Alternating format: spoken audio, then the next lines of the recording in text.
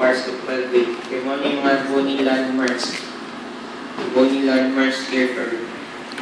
Okay, sa head and neck. So, what are the bony landmarks here?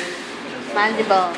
Palikutin. Mandible there. The chin and the suprasternal notch. And then, what else? So, after your suprasternal notch, below you have the manubrium, body to sternum, xiphoid process.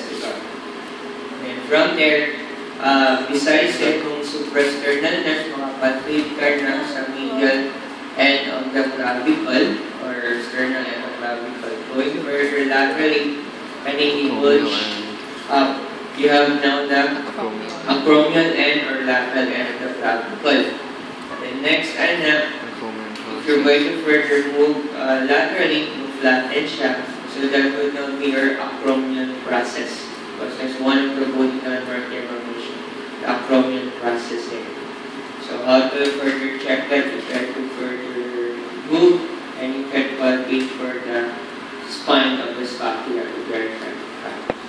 The other bony landmarks here at the back, you have your external occipital protuberance.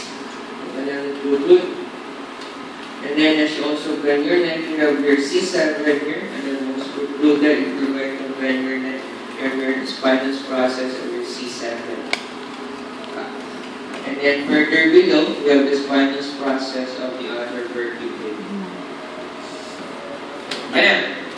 Here, okay, let's proceed now to your MMT. The corner.